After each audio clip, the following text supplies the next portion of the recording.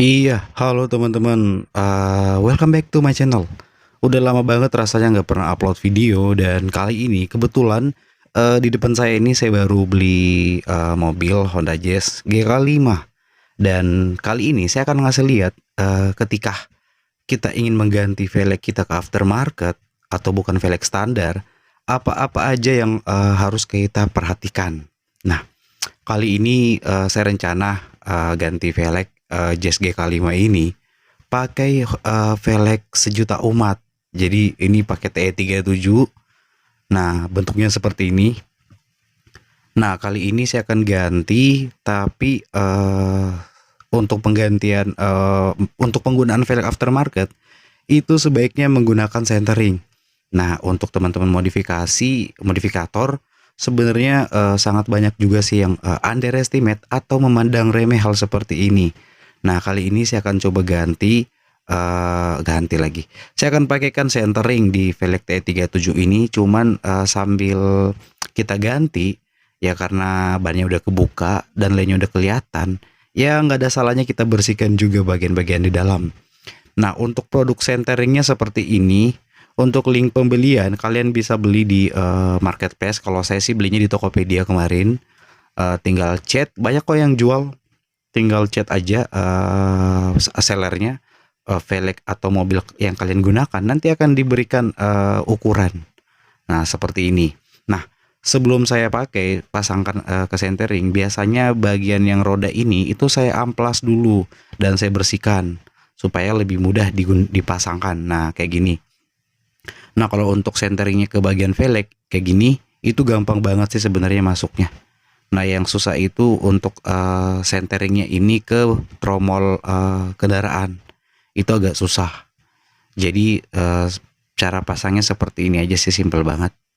Nah, usahakan semuanya rapat ya dan lurus kayak gini. Nah, oke. Nah, untuk pemasangan sendiri saya biasanya menggunakan media yang agak lunak. Jadi saya biasanya pakai kayu kayak gini. Nah, kalau kalian lihat ini proses memasang ringnya seperti ini. Cuman ya pastiin sebelum kalian pasang itu semuanya udah bersih, udah kalian kasih grease kalau ada kayak gitu. Nah, seperti ini saya akan mengambil peralatan yang saya butuhkan dulu. Jadi karena ini menggunakan tripod, maaf agak ribet sedikit ya. Nah, kebetulan saya tuh paling suka bersih-bersih mobil nih. Jadi ketika mobilnya kondisinya udah seperti ini, itu sebaiknya sekalian saya bersihkan. Nah, bagian tromol yang akan saya pasang senter itu kalau saya sih saya kasih grease. Sini saya pakai grease top one. Top one itu yang anti anti panas ya kalau nggak salah, high temp gitu. Nah, kayak gini. Ini saya kasih grease biar masuk centering ke tromol itu lebih mudah. Nah, ketika nggak dikasih grease takutnya centeringnya baret atau agak keras ketika dipukul. Nah, bagian centeringnya saya kasih juga meskipun sebenarnya itu nggak perlu karena di bagian tromol itu udah ada. Tapi kalau kalian punya grease yang banyak, nggak ada salahnya kalian kasih kedua sisinya. Nah, kayak gini. Nah, ini tinggal saya masukin ke bagian tromol. Cuman mungkin ini agak keras ya.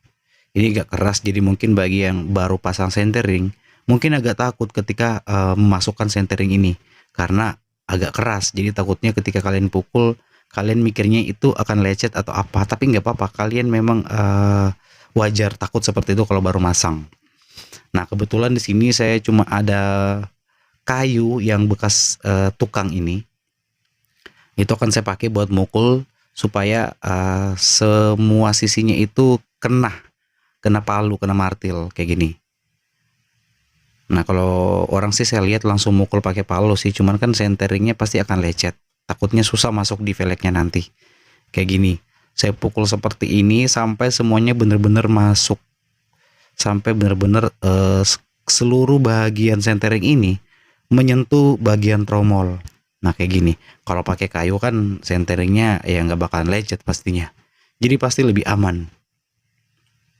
Nah, kayak gini kalian tinggal pukul aja menggunakan martil yang ada atau pakai kayu seperti ini. Nah, oke. Di sini saya pastiin lagi bahwa semuanya itu udah rapat. Nah, semua sisi centering ini sebenarnya udah rapat sih, cuma saya make sure aja. Pastikan bahwa semuanya udah terpasang dengan baik. Oke. Nah, kalau seperti ini kalian tinggal pasangin aja sih sebenarnya apa velgnya itu udah masuk. Nah, bentuknya kayak gini. Kalau kalian lihat seluruh bagian sisinya itu rapat ke tromolnya. Nah, sebelum saya pasang, biasanya itu saya kasih grease lagi nih. Saya kasih grease lagi ke bagian centeringnya supaya itu lebih mudah masuknya nanti, seperti itu. Oke, untuk grease yang saya gunakan itu kayak gini, high temp grease dari Top One.